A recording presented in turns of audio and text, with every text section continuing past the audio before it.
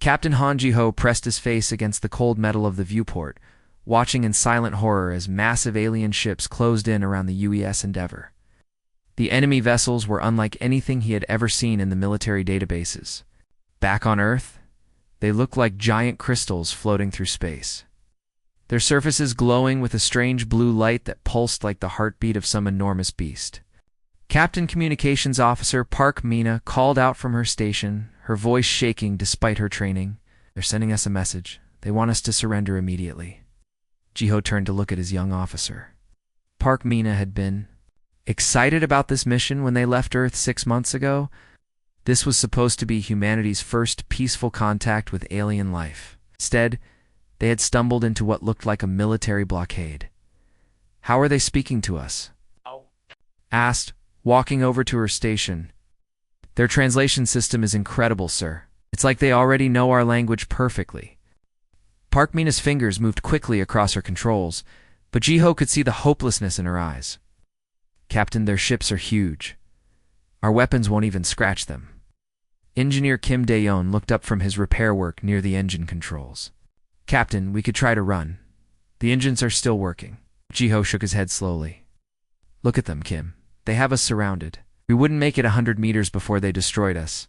Within minutes, the alien ships had surrounded the small human vessel completely. Ji-ho made the hardest decision of his life. "All hands, this is the captain. We're going to surrender. Follow all orders and stay alive. That's our mission now." Next few hours passed like a nightmare. Strange alien soldiers boarded their ship, moving with smooth, flowing movements that seemed almost like dancing. They were tall and thin, with skin that looked like glass, and eyes that had too many sides, like broken mirrors. They spoke in musical voices, but their words were cold and commanding. Ji-ho and his crew were put in metal chains and taken to the largest alien ship. As they walked through the corridors, Ji-ho noticed that everything was clean and perfect. Walls seemed to glow with their own light, and the air smelled like flowers, but there was something wrong about it all. It was too perfect, like a museum where nothing was ever touched. They were brought to a huge room where more aliens waited. The one in the center seemed to be their leader. He was bigger than the others, with golden skin instead of the clear glass look of his soldiers. When he spoke, his voice filled the entire room. "I am Commander Velthor of the Zephyrian Collective," the alien leader announced. "You primitive creatures have entered our space without permission." Ji-ho stepped forward, trying to keep his voice steady. "I am Captain Han Ji-ho of the Earthship Endeavor. We come in peace. We were exploring, not invading." Commander Velthor made a sound that might have been laughing, but it was not a happy sound. "Peace? You think you can offer us peace?" He gestured to his soldiers, who brought forward strange machines that looked like metal spiders. "Scan them," Velthor ordered. The machines moved around the humans, making soft beeping sounds. Lights flashed across their bodies, and Ji-ho felt a strange tingling sensation, like electricity running through his skin. After a few minutes, one of the alien soldiers spoke. "Commander, the scans are complete. These creatures are very primitive. They have no psionic abilities at all. Their bodies are weak, and they don't live very long.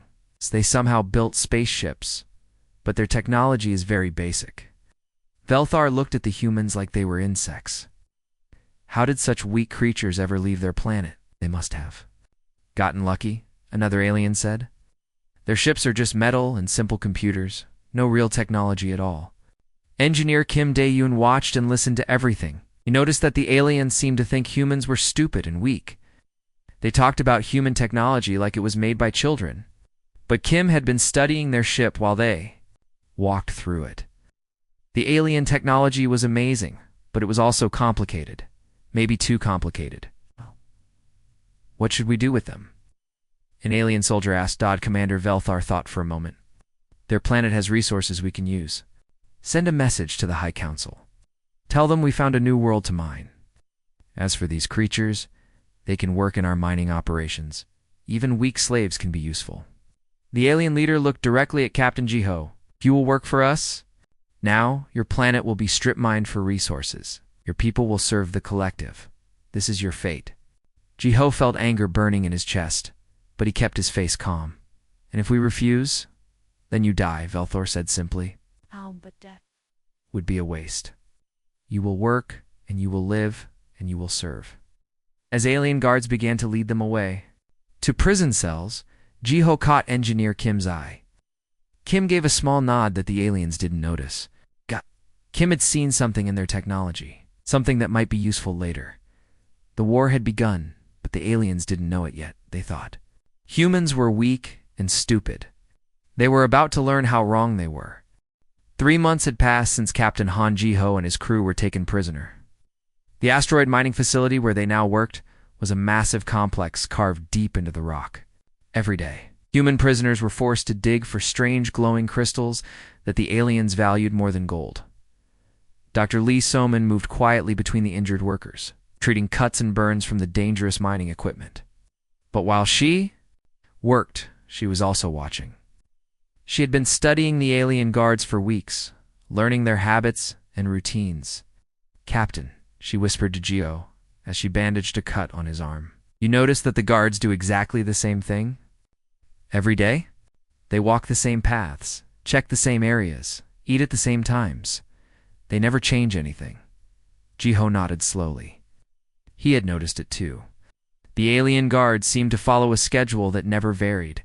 They're like robots, he said quietly. Exactly. Lee Soman continued.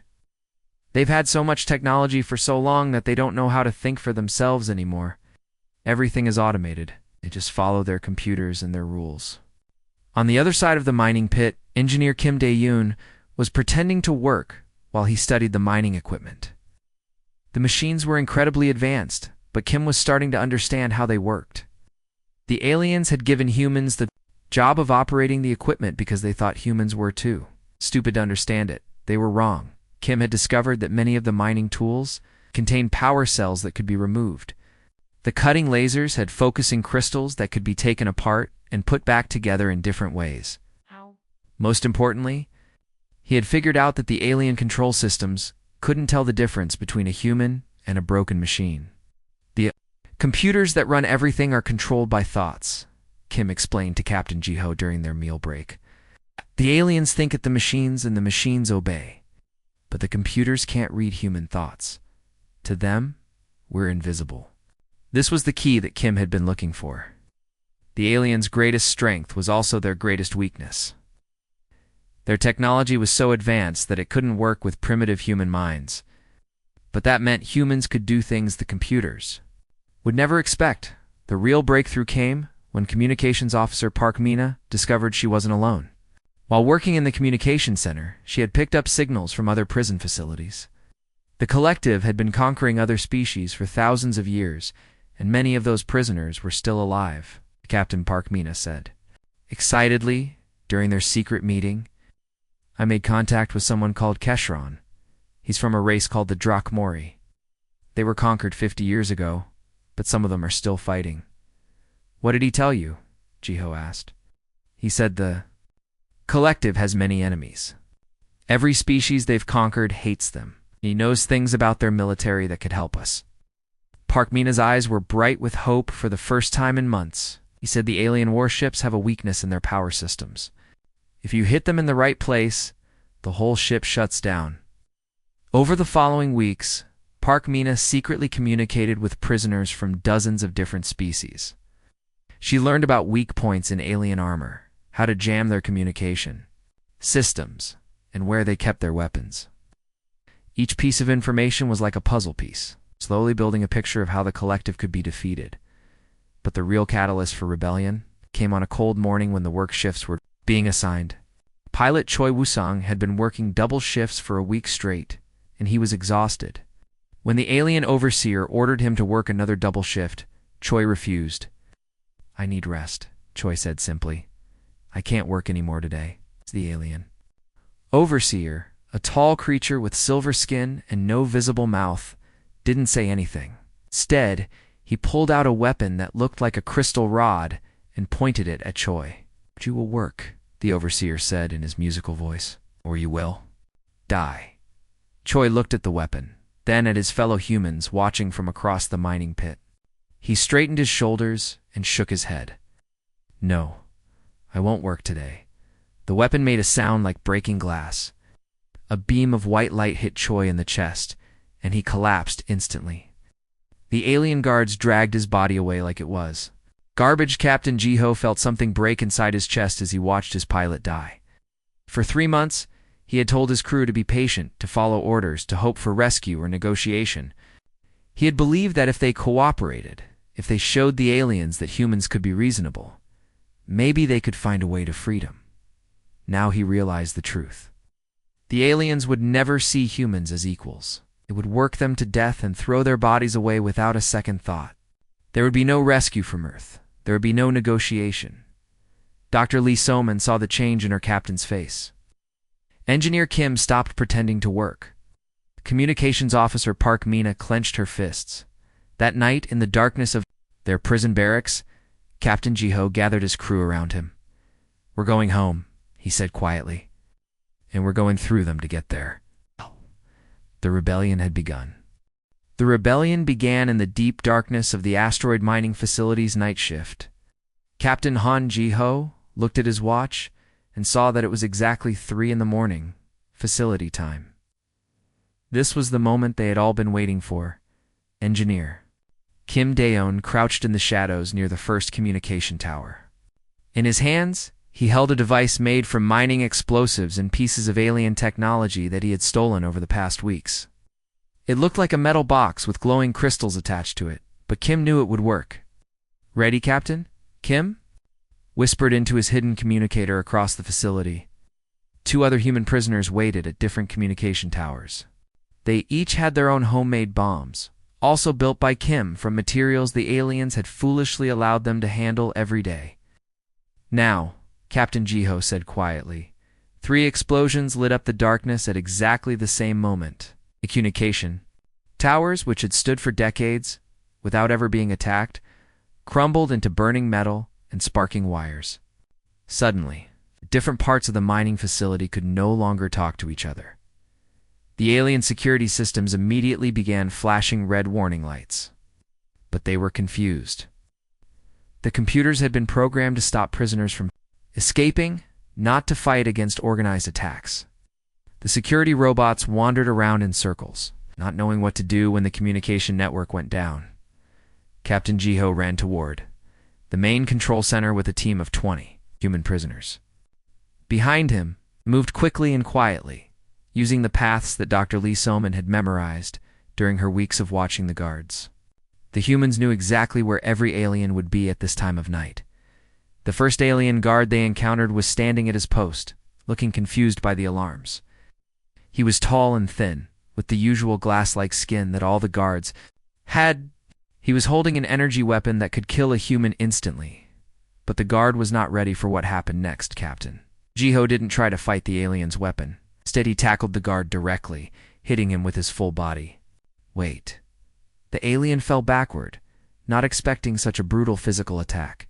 Before the guard could use his weapon, 2 other humans grabbed his arms and took the energy gun away. "Their armor is strong against energy weapons," Dr. Lee So-man explained as she helped tie up the captured guard. "But it's not designed to stop. Punches and kicks, they've never had to fight enemies who get up close." This pattern repeated throughout the facility. The alien guards were excellent at using their advanced weapons from a distance, but they had no idea how to fight humans who rushed directly at them. The aliens had been conquering other species for so long that they had forgotten how to deal with desperate, angry enemies who were not afraid to die as the fighting continued. The human prisoners were joined by other species who had been enslaved by the collective. A reptilian creature named Keshrin broke out of his prison cell and immediately began helping the humans. "You fight like my people did 50 years ago," Keshrin told Captain Ji-ho, his voice sounding like gravel in a bucket. The collective has not seen this kind of war in a very long time. Keshrin showed the humans how to disable the alien power systems. "Hit this panel here," he explained, pointing to a glowing section on the wall. "The whole section will go dark." Another freed prisoner, an insect-like creature called Zixtel, helped communications officer Park Mina understand the alien computer systems. Zixtel had been working as a technician before his people were conquered, and he still remembered how the collective's technology worked. The computers think in patterns, Zixtel explained in his clicking voice. If you break the pattern, the whole system gets confused.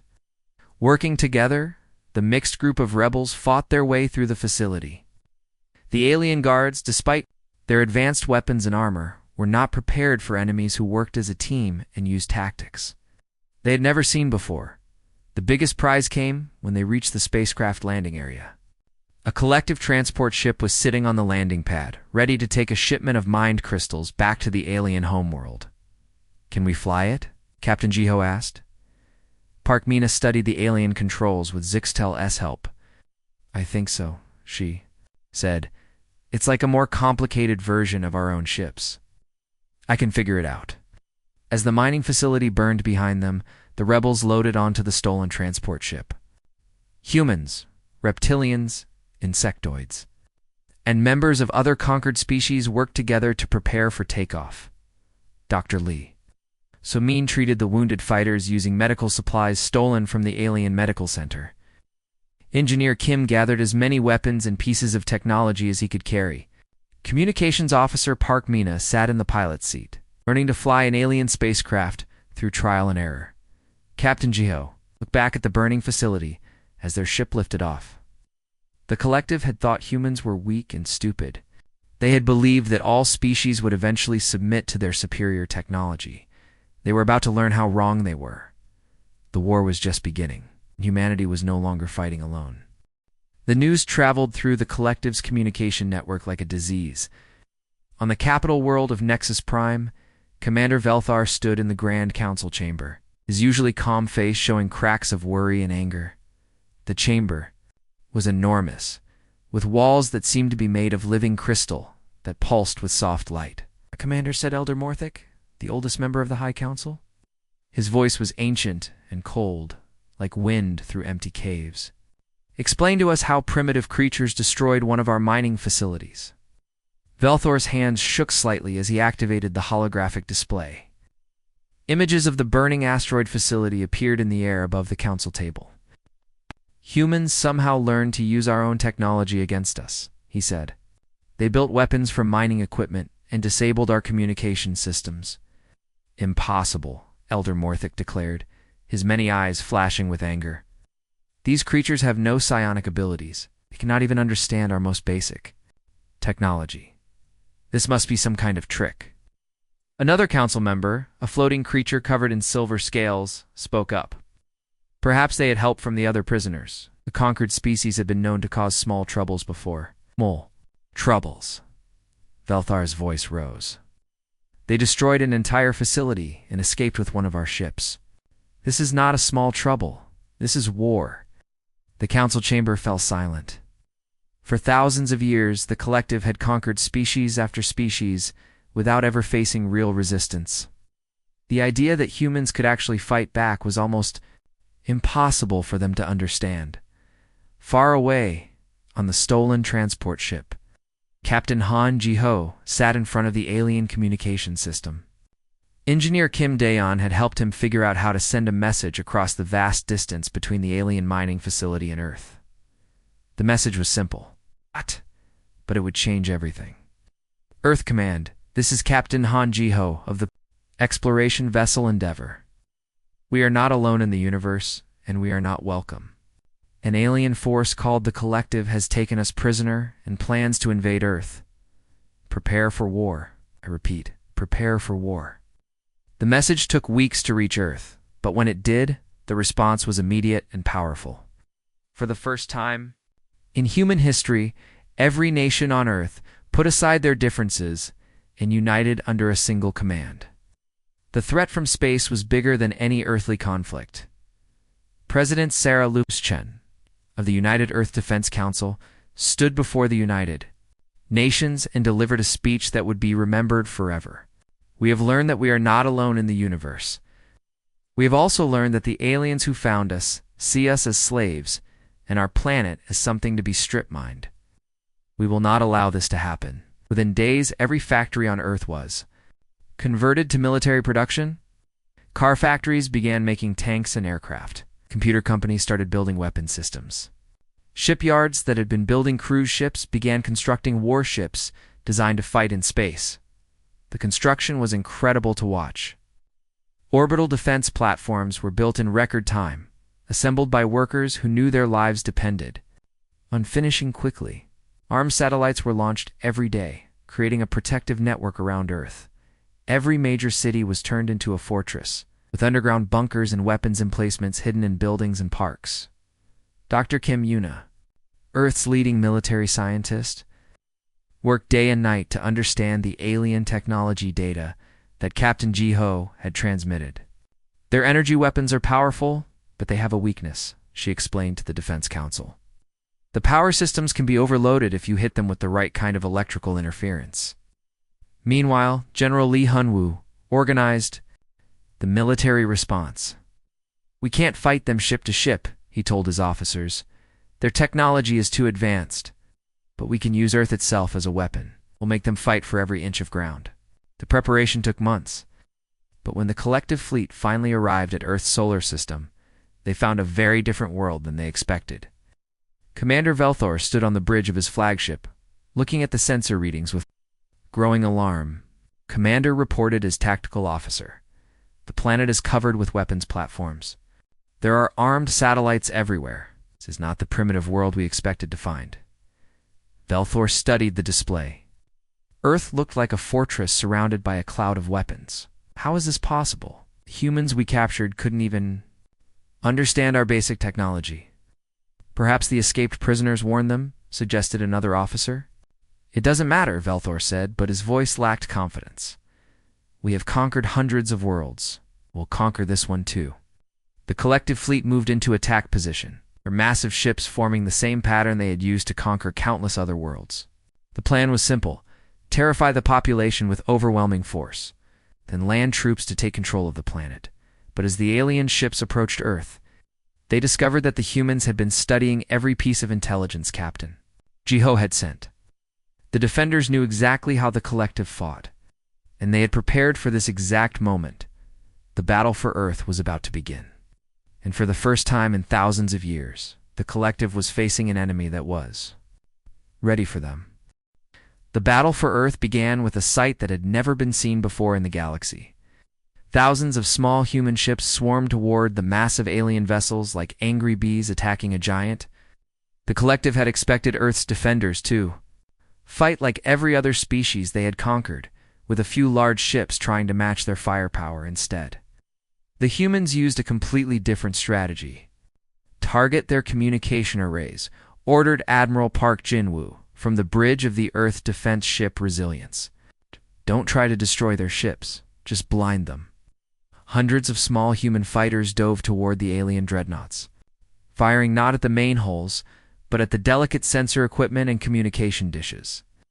The collective ships were designed to fight other large vessels, not swarms of tiny attackers that moved unpredictably. Commander Velthor watched from his flagship as his formation began to fall apart. "How are they coordinating so many ships?" he demanded. "Our sensors show thousands of small vessels, but this should be impossible for such a primitive species."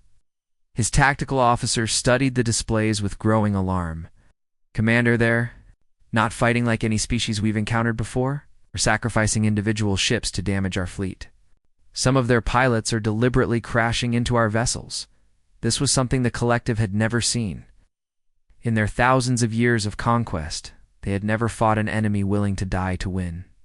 The alien military doctrine was based on superior technology and overwhelming force, not on desperate sacrifice. Lieutenant Kim Min-jae piloted his fighter toward the main gun of an alien cruiser. He knew his small ship couldn't penetrate the alien armor, but he also knew that the gun's focusing crystal was vulnerable.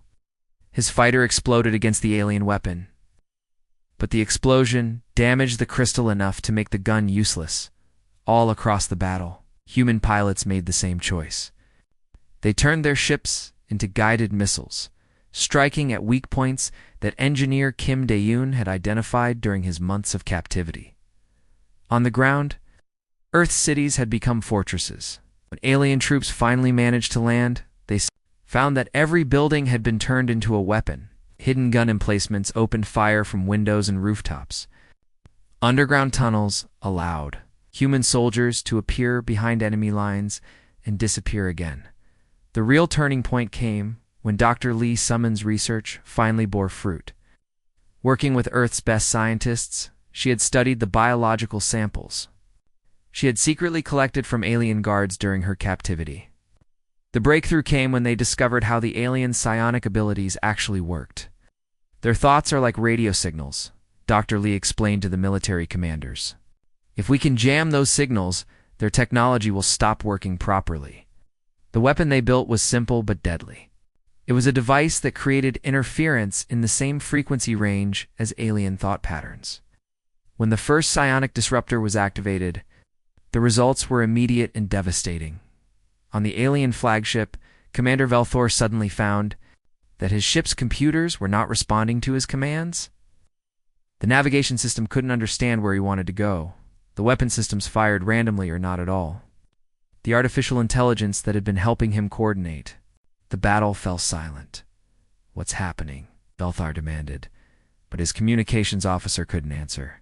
The alien officer was holding his head in pain, able to focus his thoughts clearly enough to operate his equipment across the collective fleet. The same scene was repeated. Ships that had been moving in perfect formation began to drift apart.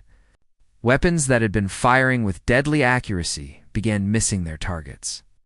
The advanced alien technology that had conquered 1,000 worlds was suddenly more of a problem than a solution. At that moment, Captain Han Jiho returned to Earth. He led a small fleet of captured alien ships, modified with human technology, and crewed by the mixed group of rebels he had freed from the mining facility. His ships appeared behind the collective fleet, striking at their undefended rear. "This is Captain Jiho to all Earth forces," he broadcast. "I know their weak points. Follow my lead." The battle became a rout.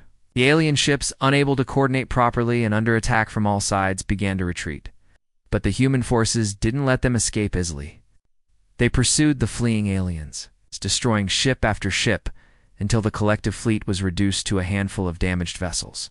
Commander Velthor stood on the bridge of his burning flagship, watching his life's work crumble around him.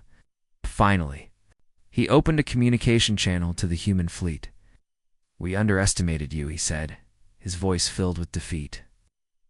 Captain Jiho's response was broadcast not just to the collective fleet, but to every species in the galaxy that was listening. "We were never weak.